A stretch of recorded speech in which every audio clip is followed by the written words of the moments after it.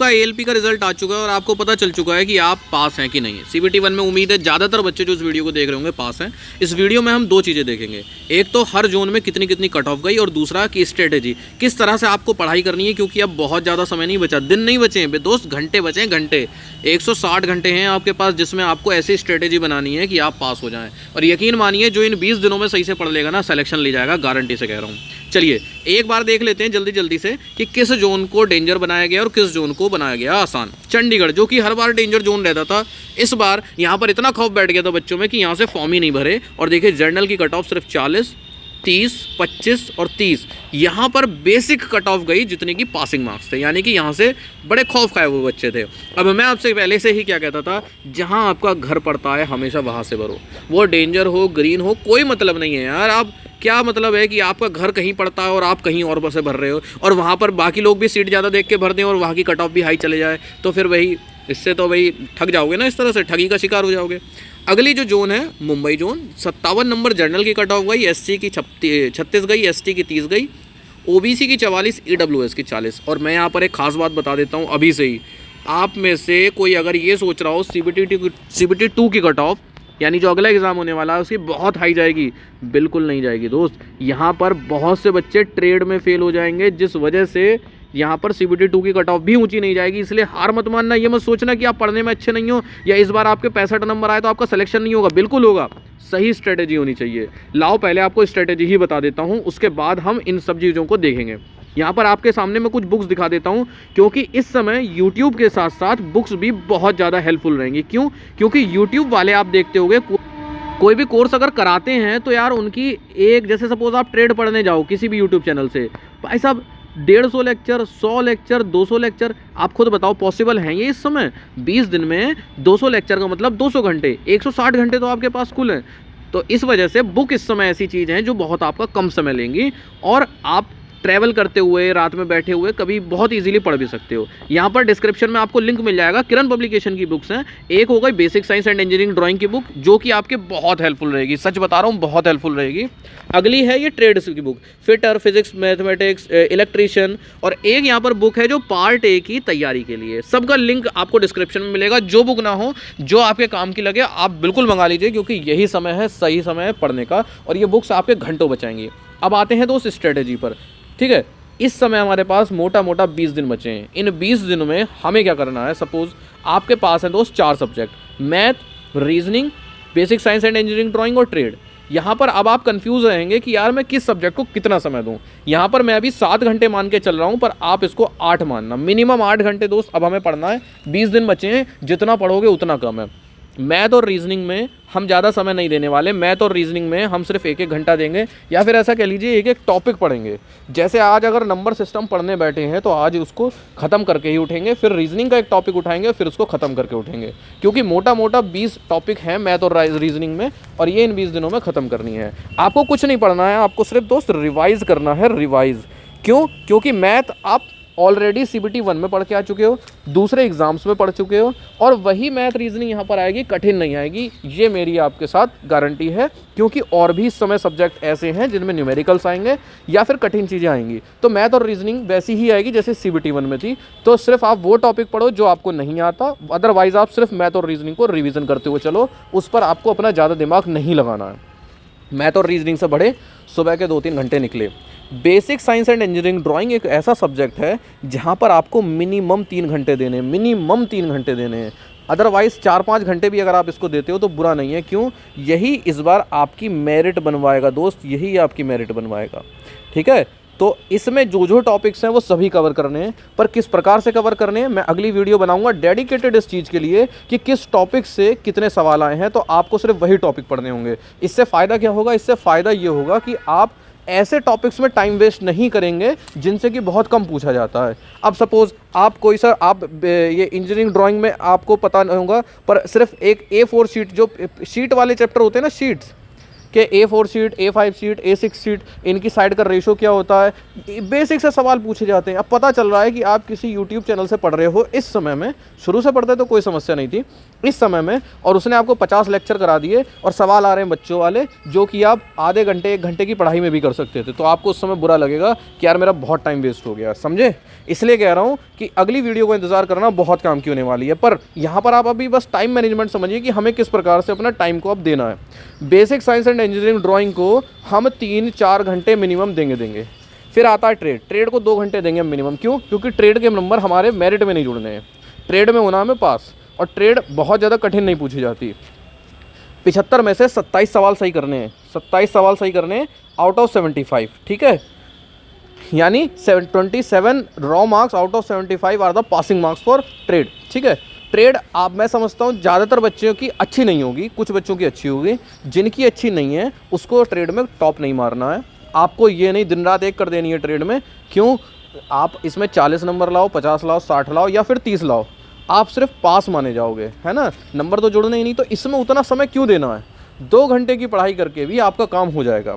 इस समय अगर आप किसी यूट्यूब चैनल को खोजोगे दोस्त ट्रेड के लिए, तो ट्रेड में भाई बहुत ज़्यादा आपका फालतू टाइम वेस्ट हो जाएगा। क्यों? कोई भी खोल लो आप, 100, 150, 200 लेक्चर से कमी नहीं है। ये समय नहीं है सीखने का यार। सपोज ट्रेड में 50 टॉपिक्स निकले आपके, ठीक है, पर इन 50 में से अगर आप छांटो तो आपने देखा कि 15 ऐसे टॉपिक हैं जिनसे 3-4 सवाल या 2-3 सवाल हर बार आते हों। तो आप सिर्फ ऐसे टॉपिक्स को पढ़ना ना जिनसे कि हर बार सवाल आता है। ऐसे टॉपिक्स को पकड़ के चलोगे तो आपका कम समय में मैक्सिमम सिलेबस कवर हो जाएगा। वो टॉपिक जो बहुत लंबे हैं, वो टॉपिक जिनसे कम सवाल आते हैं, वो टॉपिक जो आपको बहुत कठिन लग रहे हैं सीखने में, छोड़ दो उनको। क्यों? 75 में से 75 किसको लाने हैं भाई। 75 में से अगर आपको 30-35 नंबर के लायक 50% भी आपको आने लग जाता है तो आप ट्रेड में पास समझ लेना, क्योंकि ट्रेड उतना कठिन नहीं आता है, ठीक है। तो मेरा यही कहने का मतलब है कि हम ट्रेड में बहुत ज़्यादा टाइम वेस्ट नहीं करेंगे। हम अपने टाइम को यूटिलाइज़ करेंगे कैसे? मैथ और रीजनिंग को रिवाइज़ करके, basic science and engineering drawing, इसके मैं आपको टॉपिक्स बताऊंगा, इसको आपको पढ़ना है। कंप्यूटर बहुत ज़्यादा कठिन नहीं पूछी जाती, इन्वायरमेंट बहुत ज़्यादा कठिन नहीं पूछी जाती। साइंस के वो टॉपिक्स हैं जो आपकी क्लास 9th और क्लास 11th में थे, या फिर 10th और 12th में थे, ठीक है। वो टॉपिक आपको पढ़ने हैं। तो आप जब इनको पढ़ोगे ना तो आपको पढ़ के याद आ जाएगा। सपोज आप स्पीड एंड वेलोसिटी पढ़ रहे हो, डिस्टेंस डिस्प्लेसमेंट पढ़ रहे हो, वर्क एनर्जी पावर पढ़ रहे हो, ये कहीं ना कहीं आपने पढ़े हैं, वो अलग बात है कि आप भूल गए होगे, परंतु जब आप दोबारा पढ़ोगे तो मेरे को पक्का यकीन है कि आपको वो चीज़ें जल्दी याद होंगी, क्योंकि वो आपने एक बार पढ़ रखे हैं, ठीक है। तो हम इस पर फोकस करेंगे, क्योंकि ये अकेली 50 नंबर की आ रही है, ये मिलकर 50 नंबर के आ रहे हैं, पर मैथ रीजनिंग तो आपने पढ़ रखी है। अगर कोई ऐसा टॉपिक है, सपोज आपको स्टैटिस्टिक्स नहीं आती और उसका सवाल हर बार आता है, पढ़ लो, ठीक है। तो हम मैथ और रीजनिंग को रिवाइज करते हुए चलेंगे। Basic science and engineering drawing को 3 से 4 घंटे हम रोज़ देते हुए चलेंगे, क्योंकि इसके अंदर और भी टॉपिक्स हैं। फिजिक्स के टॉपिक्स हैं, बेसिक साइंस के, इंजीनियरिंग ड्राइंग के हैं, कंप्यूटर के हैं, और आपका इन्वायरमेंट के हैं, सब इसी में ही मान लो अभी, ठीक है। और ट्रेड को हम 2 घंटे देकर चलेंगे। उम्मीद है समझ में आ रहा होगा दोस्त। अगर नहीं आ रहा ना, कोई दिक्कत नहीं है, मैं आपको अगली वीडियो ऐसी बना के दूंगा जिसमें आपको पता चल जाएगा कि आपको क्या पढ़ना है, ठीक है। बहुत हेल्पफुल होने वाली है, ठीक। और मैंने बुक्स बता दी। बुक्स इस समय मैं क्यों बता रहा हूँ, मैं यूट्यूब चैनल भी बता सकता था, पर बात ये है दोस्त, ये जो बुक है, आप चाहो तो इस बुक को 6-7 घंटे में ख़त्म कर सकते हो, चाहो तो। सपोज़ आपने सिलेबस पढ़ रखा और आप क्वेश्चन आंसर लगाना चाहो तो 5-6 घंटे मुश्किल से लगेंगे, पूरी बुक ख़त्म है। पर 5-6 घंटे अगर आप YouTube से कोई टॉपिक पढ़ रहे होगे तो 5-6 घंटे में वो टीचर 20 सवाल नहीं करा पाएगा, 30 सवाल नहीं करा पाएगा, है ना। 5-6 घंटे में आप आधे घंटे के तो ऐड देख लोगे YouTube के, ठीक। तो इस समय वो टाइम नहीं है कि आप YouTube पर जाकर बहुत ज़्यादा टाइम लगा पाओ। हमें टाइम बचाना है, बुक्स इस समय आपका टाइम बचाएंगी, ठीक है।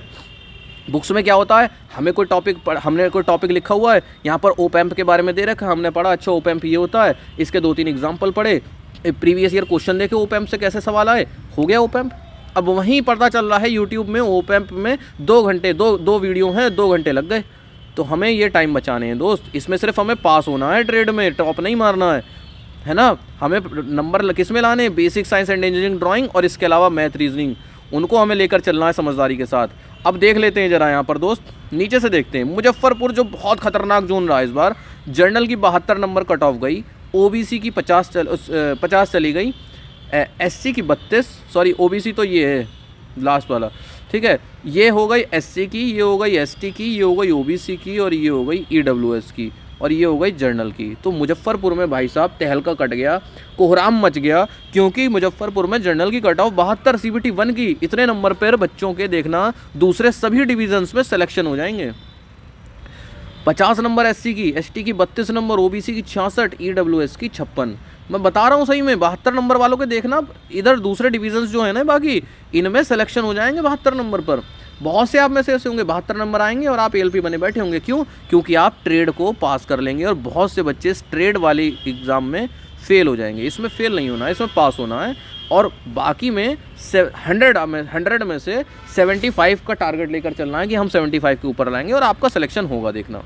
ठीक है दोस्त। मुजफ्फरपुर के बाद था सिकंदराबाद, जहाँ पर कि 56 नंबर जनरल की कट ऑफ गई। भोपाल की बात करें दोस्त तो भोपाल में 45 नंबर कट ऑफ गई। जम्मू की 52, भुवनेश्वर की 61, प्रयागराज 59 नंबर, बेंगलुरु 58 नंबर। अब खुद देखो यार, प्रयागराज जो कि बड़ा ही खतरनाक कॉम्पिटिटिव एग्ज़ाम्स वाली जोन है, वहीं बेंगलुरु जो साउथ इंडिया में है और यहाँ पर इतना ज़्यादा क्रेज़ नहीं है, बराबर कट ऑफ जा रही है। क्यों? बच्चों ने सोची कम कट ऑफ जाती, यहाँ से भर दो। पटना तो बिहार में आ जाता, तो भाई यहाँ तो तगड़ा कंपटीशन रहना ही था। अहमदाबाद की 54 नंबर। अजमेर बहुत बार ये डेंजर जोन में रहता अजमेर, पर इस बार सिर्फ 54 नंबर। गोरखपुर 64 नंबर। भाई साहब गोरखपुर ने छलांग मारी है। गोरखपुर में इतनी ज़्यादा कट ऑफ जाती नहीं, परंतु गोरखपुर में सीट्स बहुत ज़्यादा कम थी, मेरे ख्याल से 143 थी। तो 143 सीट्स की वजह से यहाँ पर कट ऑफ जो है वो ज़्यादा गई। 143 कोई वैकेंसी होती है यार, 6 साल में आप वैकेंसी निकाल रहे हो, वो भी जरा सी, ऊँट के मुंह में जीरे वाली बात है, जरा सी वैकेंसी निकाल रहे हो और फिर उम्मीद कर रहे हो कि भाई क्या क्या हो जाए, है ना। कोलकाता से गई भाई 63 नंबर। कोलकाता भी हाई गई है, जानी नहीं चाहिए थी इतनी।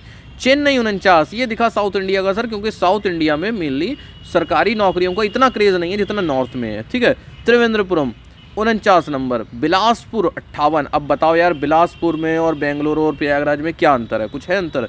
अब आपका घर यहाँ है, बिलासपुर से भर के बैठे हैं, जाओगे कई सौ किलोमीटर दूर, वहीं नौकरी करोगे, ना घर है ना बाहर है, मन नहीं लगेगा, देख लेना। हाँ, आपका ट्रांसफ़र हो गया, मिल गया कोई इधर से उधर जाने वाला और उधर से इधर आने वाला, तब आपका काम बन जाएगा, कोई टेंशन वाली बात नहीं है।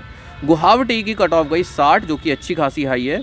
रांची की 61, मालदा की 63, मुंबई की 57, और चंडीगढ़ के बल्ले बल्ले हो गए भाई 40 नंबर।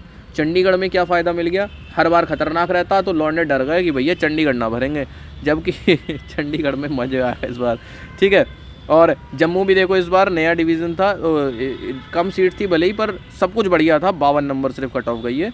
तो चंडीगढ़ यहाँ पर और 52 यहाँ पर नंबर के साथ जम्मू, ये बहुत ज़्यादा सेफ़ में रहे। अजमेर अहमदाबाद भी अच्छे रहे। इसके अलावा यहाँ पर सबसे जो ज़्यादा सेफ़ रहे वो साउथ इंडिया के 2 डिवीज़न तिरुवनंतपुरम और चेन्नई रहे। ख़तरनाक की बात करें तो भाई मुजफ्फरपुर यहाँ पर ख़तरनाक में रहा, और यहाँ पर पटना ख़तरनाक में रहा। इसके अलावा यहाँ पर मालदा, रांची, गुवाहाटी, ये तीनों खतरनाक में रहे। तो यहाँ पर मैं एक चीज़ आपको बताना चाहता हूँ कि अगर आपके बाद भी आप फॉर्म भरते हो तो डेंजर जोन और सेफ जोन के चक्कर में कभी मत पड़ना। जहाँ पर आपका घर पड़ता है, आंख बंद करके वहीं से फॉर्म भरना, ठीक है। बाकी मैं उम्मीद करता हूँ कि आप मेरी इतनी चीज़ समझोगे कि मैं आपसे ये कहना चाह रहा हूँ कि मैथ और रीजनिंग आपकी पहले की पढ़ी हुई है दोस्त। ALP के CBT 1 में भी आप पढ़ के आए हो, तो आप जो पढ़ा हुआ है उस पर और ज़्यादा समय वेस्ट मत करना, आप सिर्फ उसको रिवाइज़ करना। और अगर आपका कोई टॉपिक ऐसा है जो आपको नहीं आता है, तब आप सिर्फ उस टॉपिक को पढ़ना। ट्रेड में सिर्फ उतना ही समय देना जितने में आप पास हो जाओ। इसके लिए सिर्फ इम्पॉर्टेंट टॉपिक्स ढूंढना।